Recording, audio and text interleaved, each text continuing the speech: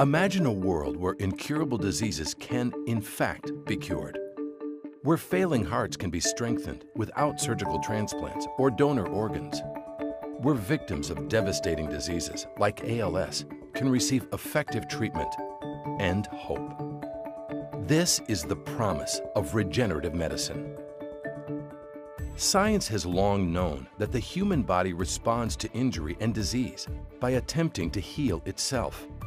Regenerative medicine accelerates this natural healing process by harnessing advances in biology, immunology, and other sciences to restore health and function to damaged tissues and organs.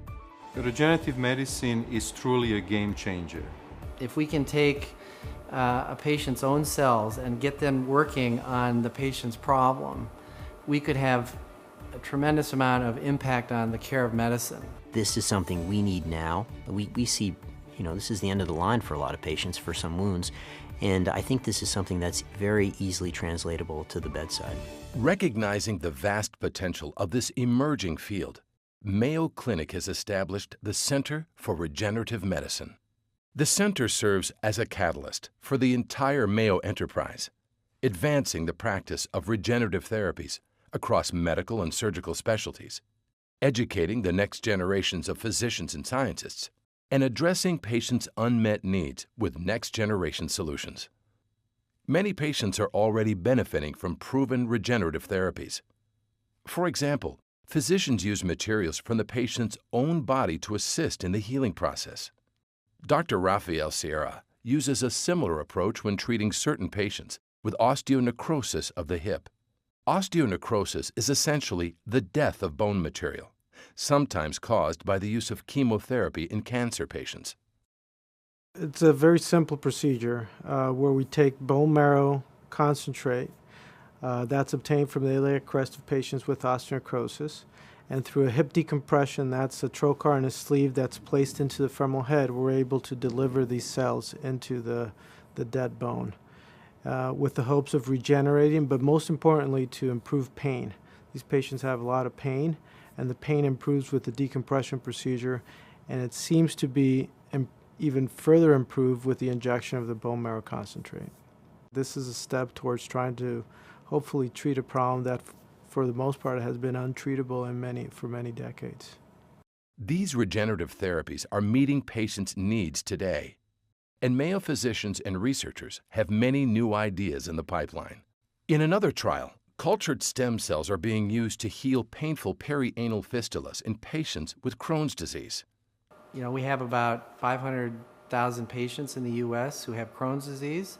About 20% of those will have perianal fistulas, and we really have no good treatment currently for that problem.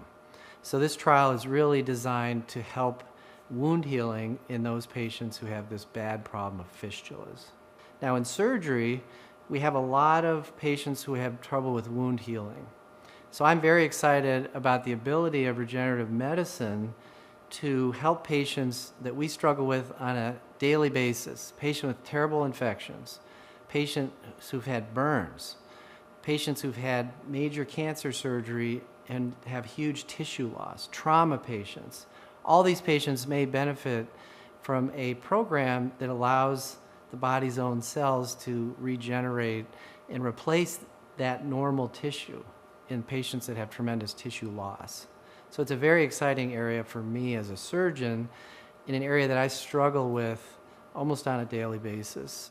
Dr. Stephen Moran is researching how regenerative medicine can help heal wounds to skin and tendons through the use of spherically engineered bioscaffolds. Chronic wounds is a huge issue in the United States. It's a $4 billion cost to the American public in terms of managing these things. And they develop from all kinds of different traumas, whether it's burns or chronic wounds, diabetic wounds, patients that have poor blood supply to the tissue. And what we've been working on specifically in our lab is a type of scaffolding that not only causes new skin to grow, but also increases the blood supply. Another promising Mayo trial works with patients suffering from amyotrophic lateral sclerosis, also known as ALS or Lou Gehrig's disease. This devastating disease destroys nerve cells in the brain and spinal column, eventually leading to paralysis and death. Once again, a Mayo team is testing a cell-based therapy, using stem cells harvested from the patient's own body fat. In the lab, these stem cells are isolated and multiplied, then injected back into the patient's spinal fluid.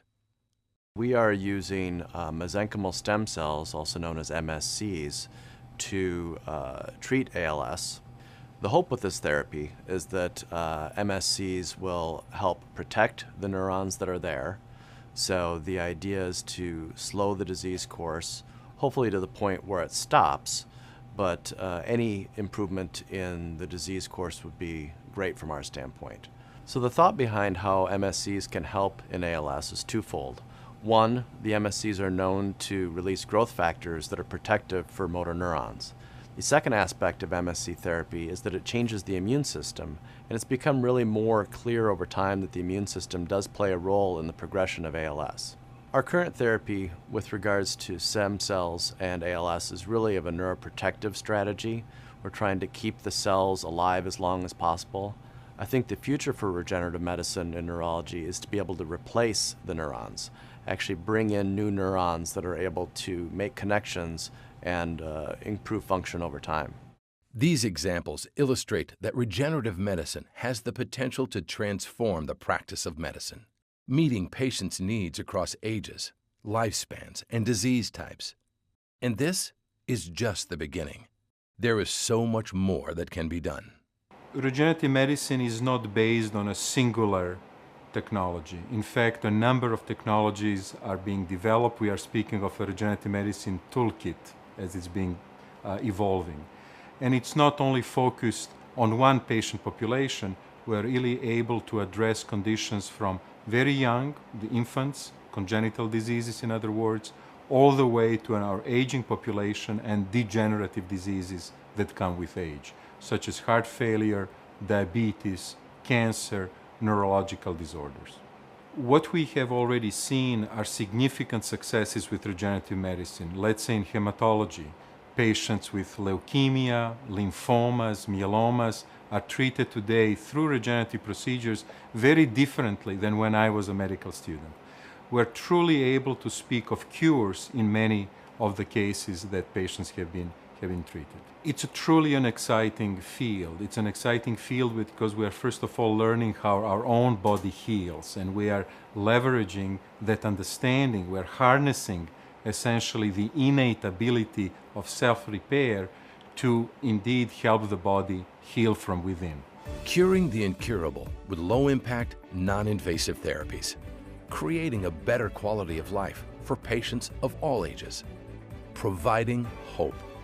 At Mayo Clinic, we believe that this is the promise and the future of regenerative medicine.